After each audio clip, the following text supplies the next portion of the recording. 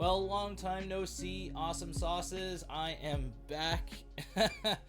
As much as I said I was going to do that last week. Solomon, you wonderful specimen of an awesome human being. How are you doing? It has been a while. It has been a weird week. Yeah, I need to apologize because I honestly thought I was going to basically be more available as far as time-wise for what I had planned for this week.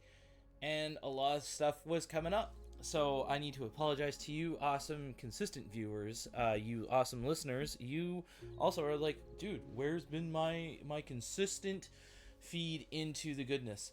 I'm going to have to catch the VOD. I am visiting my mom. Fair enough, Solomon. You have a good one. Thank you for even saying hi and checking in. Praying for you and for your mom and for your family. Thank you for that. Yeah, man. No, it has been a crazy time. Last week, I had a bit of a vacay for a few days. That was a little different. And then this week has been slowly kind of gearing back into things. Because now we have a little bit of a different schedule. So those of you who have been with us from the start or have been checking out what we've been doing or stuff like that, you've been used to Monday, Tuesdays, Thursday, Fridays. Now, with the shift of things, because of me being here 3/4 time, only focus on here, maybe. Camera?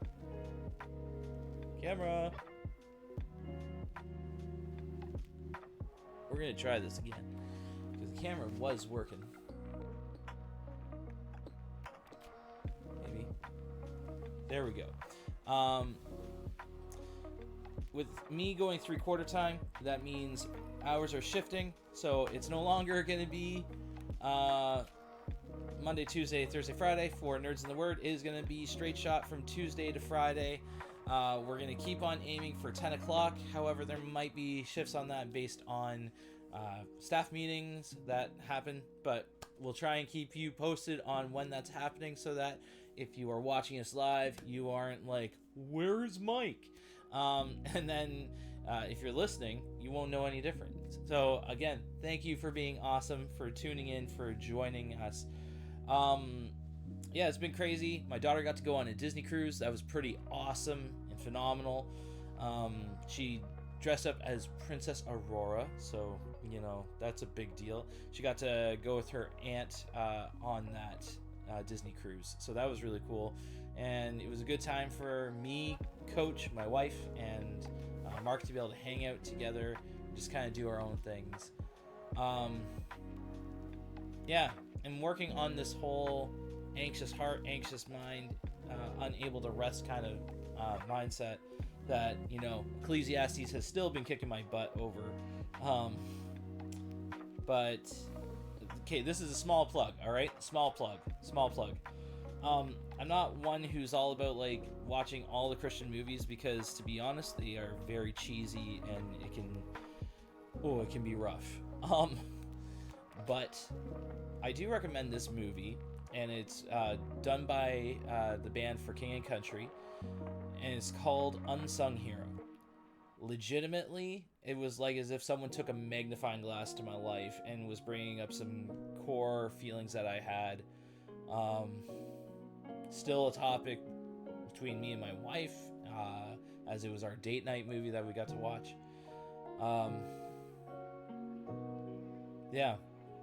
And so ever since then, I've been hardcore addicted to watching King and Country. You can ask Tom anytime you're online if that's actually a verifiable fact.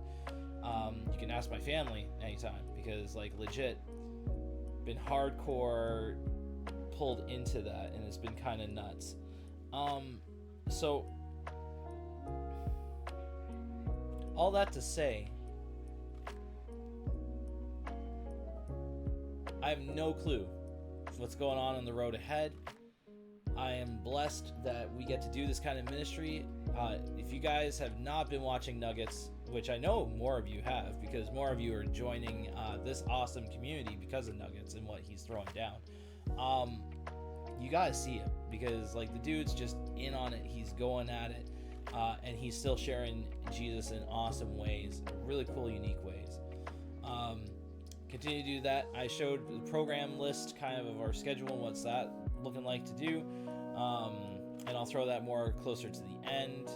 For those of you listening to podcasts, then you can join in too on either our Discord community or our live streams here and enjoy this crazy goodness that we call Graphic Word Ministry. Guys, it's time for us to just sit in on Ecclesiastes. And I've been so thankful, again, for this opportunity where we just sit and read scripture, where we've been chewing on things. And I know I'm going to have to put up to a vote for our next one, but I actually might do it like what was the next, what was our runner-ups when it came to working through the Bible. And or very well might just work through Psalms. I don't know. We're going to figure that out. But we're going to dive into Ecclesiastes 10 and find where can we find meaning in life? What can we be doing in life in this? And it's Proverbs 2.0. Really, I'm just giving you a heads up. This is Proverbs 2.0. It reads very much like Proverbs 2.0. Whether or not Solomon got his scrolls mixed up, who knows? But it's good stuff to chew on. So let's dive in. Ecclesiastes chapter 10 without further ado. As dead flies cause even a bottle of perfume to stink, so a little foolishness spoils great wisdom and honor. A wise person chooses the right road. A fool takes the wrong one. Ooh, man. You can identify fools just by the way they walk down the street. Youch, man. If your boss is angry at you, don't quit. A quiet spirit can overcome even great mistakes. Ooh. Good advice, good advice. There is another evil I have seen under the sun. Kings and rulers make a grave mistake when they give great authority to foolish people and low positions to people of proven worth. I have even seen servants riding horseback like princes, and princes walking like servants. When you dig a well, you might fall in. When you demolish an old wall, you could be bitten by a snake. When you work in a quarry, stones might fall and crush you. When you chop wood, there is danger with each stroke of your axe. Using a dull axe requires great strength, so sharpen the blade. That's the value of wisdom. It helps you succeed. If a snake bites you before you charm it, what's the use of being a snake charmer? He's got a point there. Wise words bring approval, but fools are destroyed by their own words. Fools base their thoughts on foolish assumptions, so their conclusions will be wicked madness. They chatter on and on. No one really knows what is going to happen. No one can predict the future. Fools are so exhausted by a little work that they can't even find their way home. Yo. What sorrow for the land ruled by a servant, the land whose leaders feast in the morning. Happy is the land whose king is a noble leader, and whose leaders feast at the proper time to gain strength for their work, not to get drunk. Laziness leads to a sagging roof. Idleness leads to a leaky house. Ooh.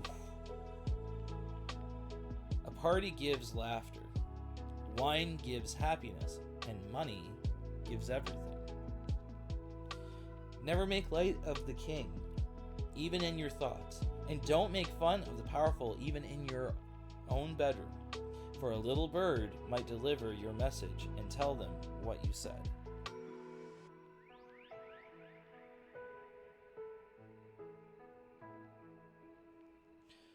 That's just Coach. Sorry for the pause there, listeners and watchers. I'm currently on a fast. I'm doing blood work, and my wife, Coach, is double checking that I'm not eating anything. So you're helping me keep accountable, peeps. That's awesome. Okay. So Ecclesiastes chapter 10, Proverbs 2.0. Right here we are looking at, again, wisdom and what are the benefits of wisdom, but more so into the workforce, how it affects your decision making. And we aren't talking about meaningfulness right now. There's nothing that is saying that there's meaninglessness. There's no hovel. There's no vapor to be working through, other than simply looking at the direct impacts of what happens when you have wisdom. And here we have like different kind of prose discourse. If you are like, what on earth that is and what does that mean? Prose discourse is typically like almost a reinstated comment saying the same thing but explaining it with a little bit more detail, or like giving a different side view of the other one. So like, as a dead fly causes even a little, or even a bottle of perfume to stink, so a little foolishness spoils great wisdom and honor. Right? Like this was a comparative wisdom take, right? It's the idea of like looking at something that sucks and it's like, well, that's what it's like when foolishness steps into the situation. That's what it's like when it's not right for this to go on. Or a wise person chooses the right road, a fool takes the wrong one. It's like, well, doy. If the wise person takes the right road, then it means anyone who doesn't take the right road is the foolish one. That's self-explanatory in some ways, right? You're kind of processing this as Solomon's watching and observing kind of how things are going, how the world is looking at things right now, and chewing through it as, well, then what does this benefit me? And this is where I appreciated verse 4. It's giving you guidance in how you work, right? And if you're looking at this would kind of be like in the process of like how you're working. Hence why we kind of brought this as wisdom in your work life and stuff like that. But like, this is in structures, right? If your boss is angry, you don't quit, right? A quiet spirit can overcome even great mistakes. And that's the important thing that we kind of forget, right? We kind of get into this mindset of like, things suck, things are brutal, I just drop and don't do anything. And like, it can be so reactive. But again, it's a situation, and it's in anger. It's really an emotional response. Emotional responses come and go. How we handle them is a whole other level. And that's where we need to step into it kind of and approach with wisdom. How do we go about things? A quiet spirit can overcome even great mistakes. So the resolve is there. When you make a mistake, don't just throw it all and be like, well, this sucks. It's like, no. When we make mistakes, we learn through them, we grow, we develop, we understand how to move past this, right? So that's how we go about it. And I appreciate the kings and authorities, right? Because we can look at some people in leadership and be like, how on earth did you get here? Like, how did you manage to get to the position you are? Versus like some other guy that we know down the street that like, Hokey Dinah, he's way better, he's way more qualified, and yet he is the one who's working at kind of this lower level, this kind of situation that's beneath you. And it's kind of frustrating, right, when you see that kind of stuff happen. So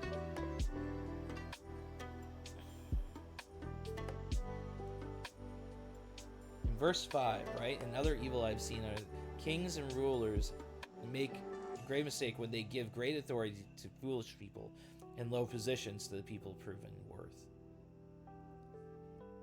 Like, imagine how you would feel just seeing that or working through that yourself, right? Like, you would be so frustrated that if you worked hard, you've done the work and effort, and then someone who just literally showed up gets the job that you've been working for. And again, you can't help that if you are in a lower authority, right? And that's just a thing.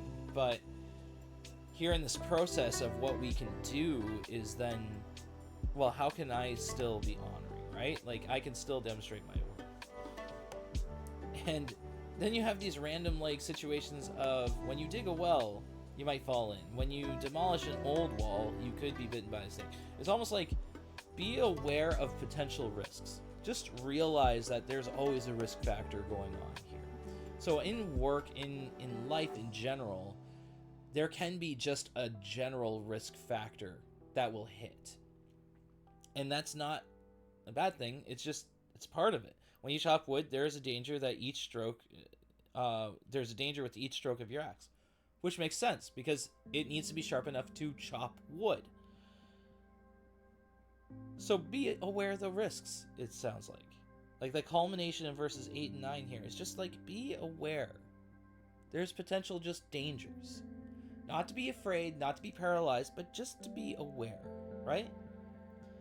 And then verse 10 is just good idea of why it's important to have wisdom. Using a dull axe requires great strength, so sharpen the blade. That's the value of wisdom. It helps you succeed. I've appreciated the saying of like, work smarter, not harder. And I've heard that from my executive director. I've heard that from my lead pastor. I've heard that from different people. Because it's great to be known as a person who does work hard, right? Like that, I will never discredit a person for hard work. And no one should, because it takes effort. But a good thing to learn is that, yes, you can keep on working hard, but if you can work efficiently so that your hard work is going further or stretching better, or it's taking less energy out of you to do the same thing, then why not do that? Or learning to delegate, learning to give that responsibility to someone else and being able to pour into that. Find the things that you are actually really good at, being able to hone that and be the best that you can be. Not just even for the sake of like, look at how awesome I am, but then to be effective in what you're doing for either your boss or the message that you're getting out, right? And so it's important. How are we looking at things? Are we just doing the trudgery? Are we kind of going through the motion? Are we just kind of doing the thing that dulls us over and over and it feels like we just have to keep getting up and keep going? We're taking the time, refining ourselves, sharpening. Like, man, there's a difference when you have that honed edge, so to speak. If a snake bites you, if a snake bites before you charm it, what's the use of being a snake charmer? That's observing. If you are really not meant for that, are you really not, like, if it keeps on being a problem, maybe are you doing the right way? Or are you cut out for this thing? Think about it, process it. At least there's the observable problem here. If a snake bites you before you charm it, what's the use of being a snake charmer? That makes sense. That's just dangerous. Don't play with snakes. My mom would be very proud of this message. Don't play with snakes. Wise words bring approval, but fools are destroyed by their own words. So again, your words are life. And I appreciate the proverb where out of your mouth are words of either life or death, and you choose which ones you're going to do, right? And how you have input, what are you doing? So be aware how you talk to people. Be aware of the conduct on how you carry yourself around. And that we see that more so in verse 20. This whole idea of that, like, never make light of the king, even in your thoughts. Don't make fun of the powerful, even in your own bedroom. For the little bird might deliver your message and tell them what you said. Like, shrewd as vipers, right? Innocent as doves, shrewd as vipers. Like, we gotta watch our conduct, and our head speech tends to be our actual speech that comes out eventually, right? So what are you pouring out? What are you thinking? What are you chewing on? Are you getting it out in the right and appropriate way that's respectful, or at least processing, versus complaining and causing problems? Be aware of that, right? Take that into consideration. Fools base their thoughts on foolish assumptions. So their conclusions will be wicked madness. Yeah. Yeah, it's easy to feel like you got wisdom from a fool. They just kind of like feel like they know everything, right? And that's the humility of like, no, that doesn't work out. That's not a thing. And so we gotta work on that. We gotta work on how are we processing. And again, the chatter on and on. No one really knows what's going to happen. No one can predict the future. Thank goodness for that part of the verse. No one really knows what is going to happen. No one can predict the future. I think that's one of the many things that human race has a hard time with, right? We like to be the masters of our own situations, our own circumstances, everything, right? And it's good to work hard, to do the best that you can, to control what you can, but something that I got called out in, and I'm thankful Mr. Adam Paul, who I get to hang out with later today, in fact very shortly, he called me out on this because I have a problem with control too. And when you're stressed out, you tend to have a problem with control. And the problem is slowly over time, I just felt like I needed to have control over everything, because then at least I know what's going to happen. And Adam brought up to the point, he said, Mike, you really don't have control over anything. Like, there's very few things that you have control over. So what's the point in trying to clutch onto something that you can't, right? We've been talking about that vapor, the hovel. Like, it's meaningless for me to feel like, to pursue all these things and feel like I'm controlling it.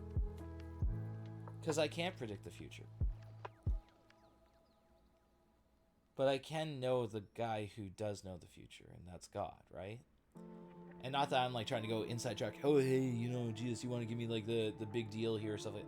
But like legitimately holding on to, it's just, I can do the best that I can right here, right now. And like all throughout this Proverbs is wisdom. It's still working hard, being aware of the things that's going on, but I still have work to do. It's not just dump and go and peace out. It's still being consistent and going at it. But giving that control over to him, that's important.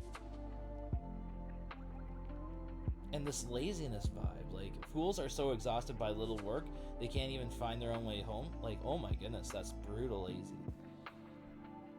Sorrow, what sorrow for the land ruled by a servant, the land whose leaders feast in the morning.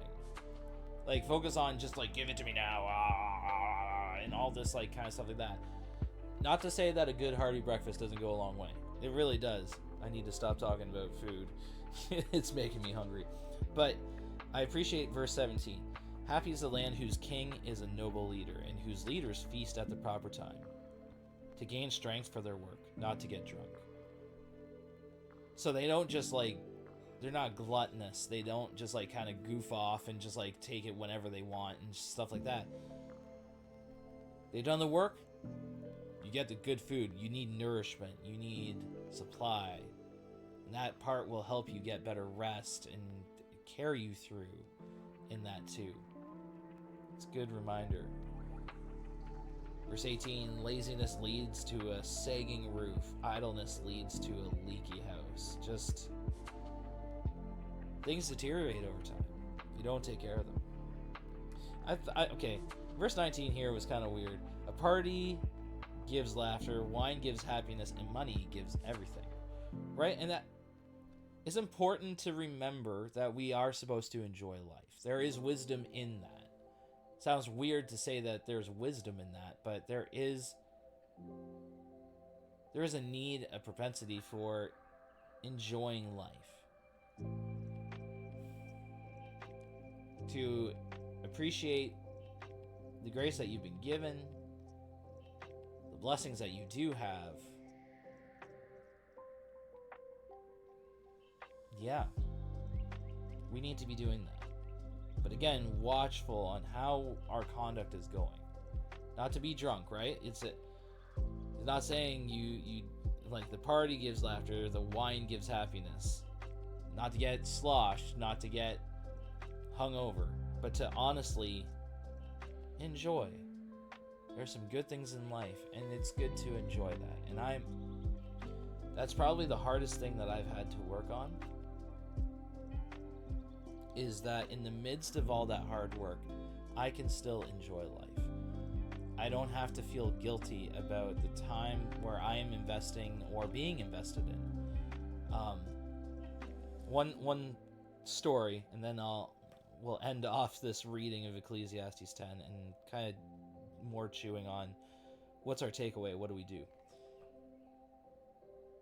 Last night, we had our online community going on Discord, and my wife comes downstairs, and she's holding our microwavable bowl for popping popcorn. I'm just like, okay, this is weird. And she just is like, here.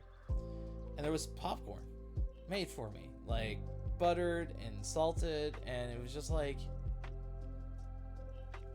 I was taken back. And so I'm like, what's this all about? What's this for? And she's like, well, I thought you would like popcorn. And I'm like, well, yeah, but you didn't like, because during the time she's already washing dishes, she's like taking care of my kiddos upstairs while they're probably running rampant or like getting distracted while watching a movie, kids. And so I already felt bad that I was having to do work while she was doing like all this kind of stuff like that. She goes, well, like, you work hard, you deserve this too. And that hit me, guys. That hit me. And it's something so simple as popcorn. And she's like, oh, and you need water too, because popcorn makes you thirsty. And so it like got me cold fridge water.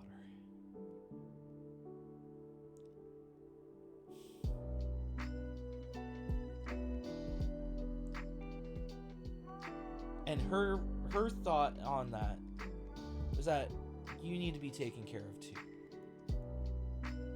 You need to enjoy this too. Guys, that hit so hard. And Sarah, if you see this, like, legitimately, I know I said it last night, but I mean it. That hit really amazingly. And she says, you're seen too.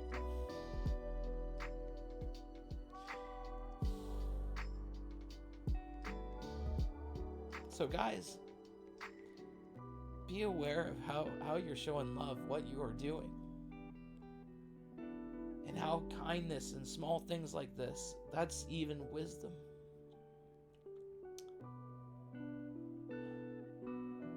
That brings rest, that brings peace.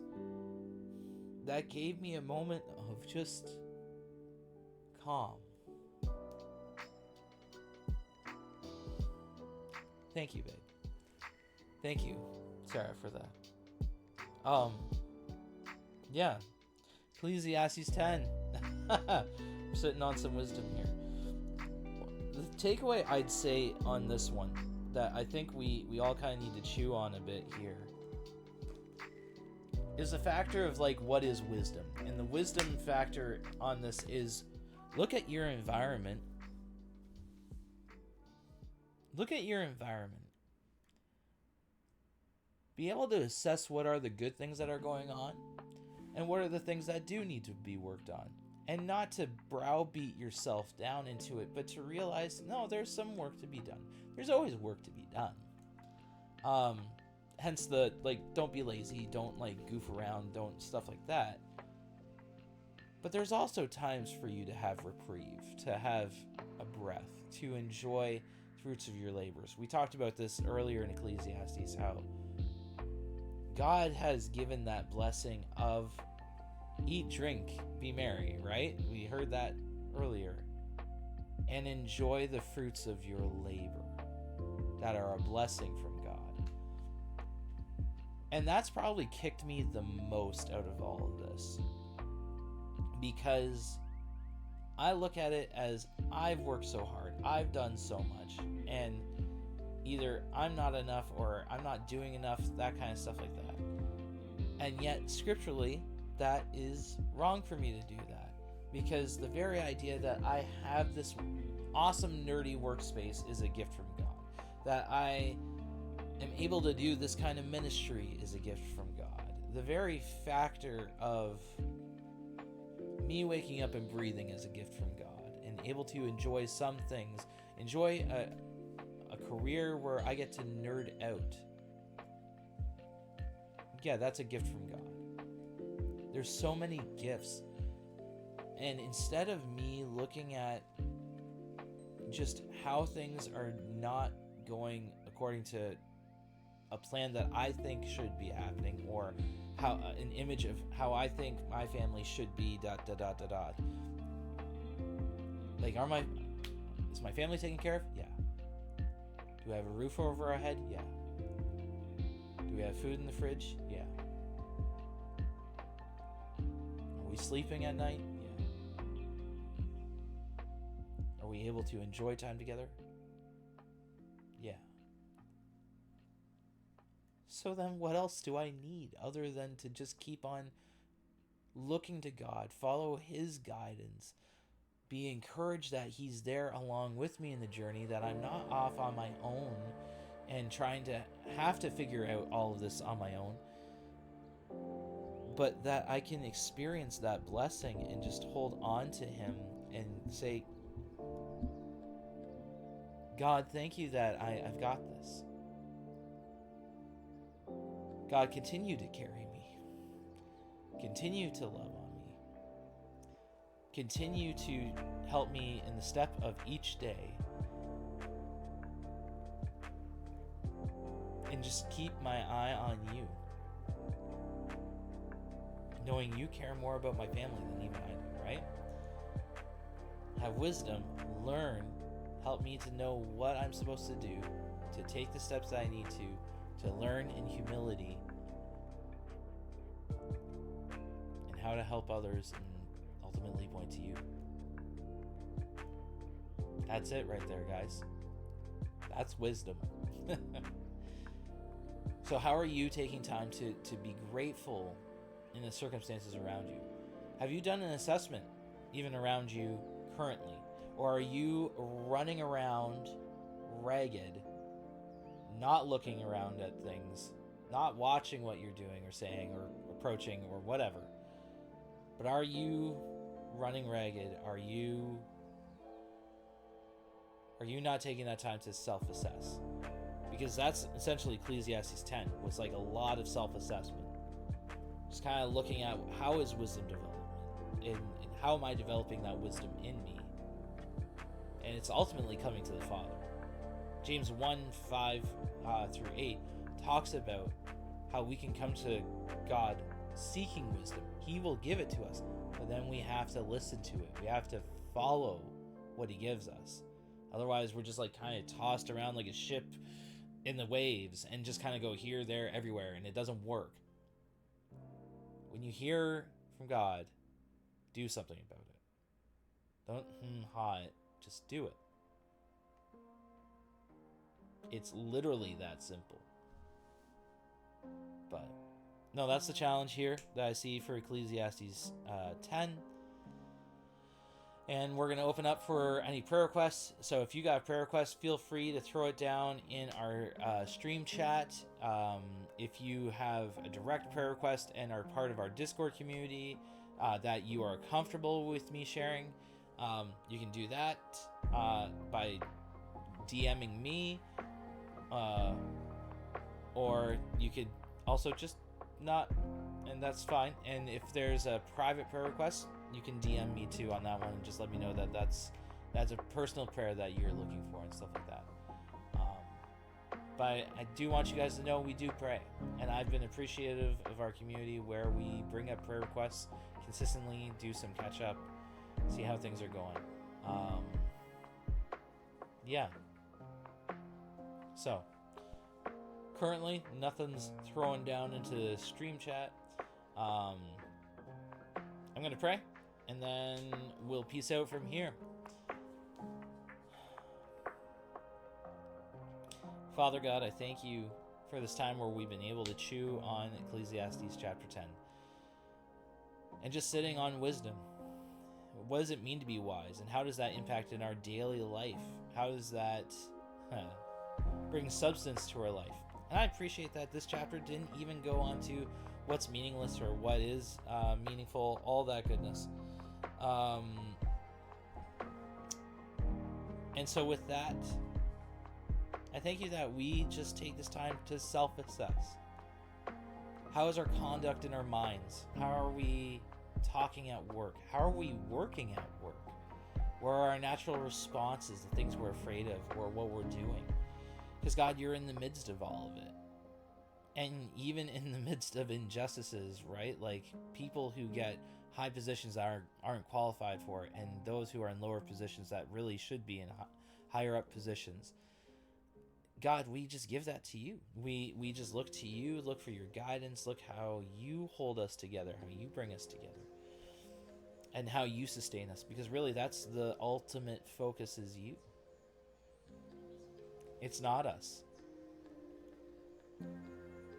We rely on you. We depend on you. We find our strength and peace in you.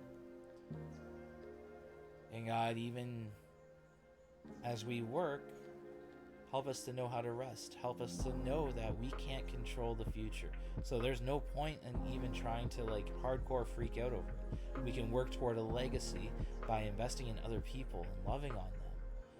We can do what we can, but to worry about it is just pointless. Because we don't know how it's going to go.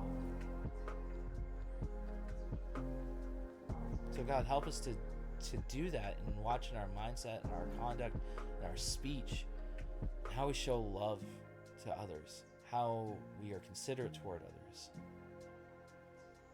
Because wisdom looks at part of meaningfulness in life is our carryover to other people.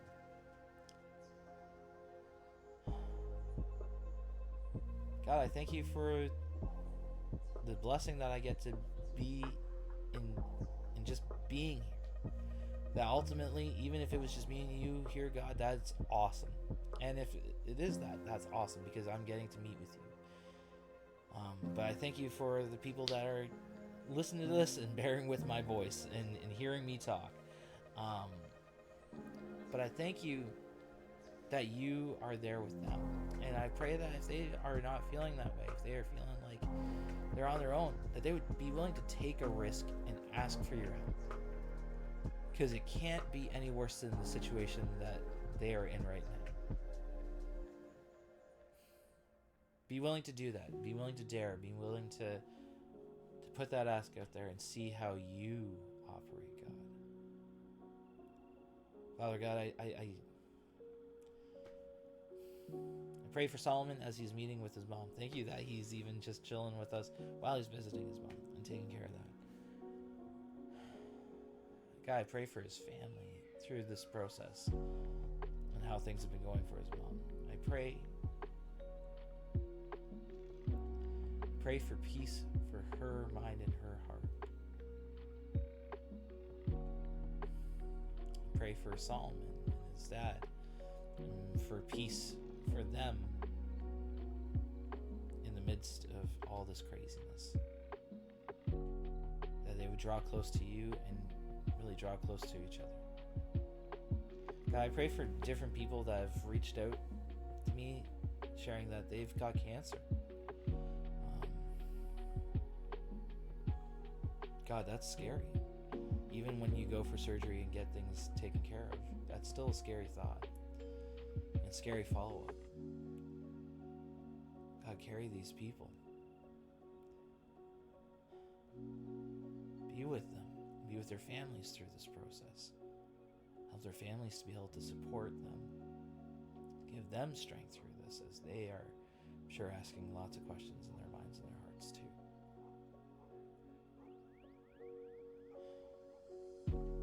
God, just be with us as we go out from here. As we peace out.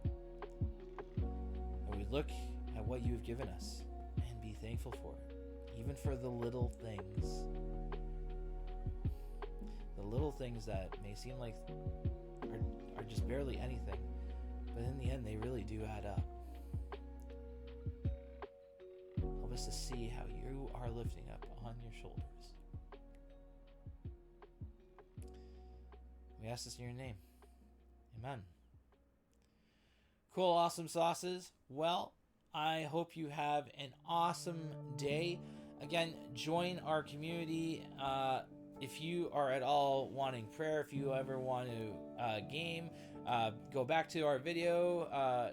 For those of you watching, our schedule. But for those of you listening, here's a quick rundown. From Tuesdays to Fridays is going to be Nerds in the Word at 10 a.m., hopefully. The goal is 10 a.m., and so we're going to do our best to maintain that.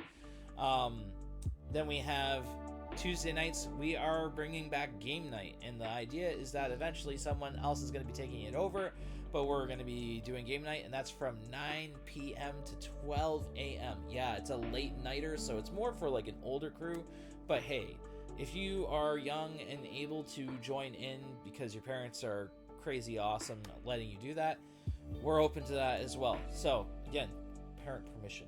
And that's going to be in our Discord community. Nuggets of Wisdom is always happening on our stream. He's a fantastic dude. You need to be checking him out because he is hilarious, fantastic, and a great person to be around. And that's happening 3 p.m. to 4:30, I think. I could be wrong. Likely 3 p.m. Then Thursdays is our Nerdy Thursday, where we are changing the name of our nerdy Bible study. It is now called Wisdom Check. Yeah, that's right, because we are chewing on the Bible. We are working on taking it in, getting wisdom, and seeing what we can glean from it together in discussion, as well as what's in your anime. And the time segment from that, really, it's from 7 to 10 p.m. So another crazy night of goodness, and that's part of our Discord community as well. The Nuggets of Wisdom is on our stream, so hit that up. And yeah, thanks again, guys, for listening. I hope you've been having an awesome week, and I hope your weekend is butt-kicking goodness. See ya!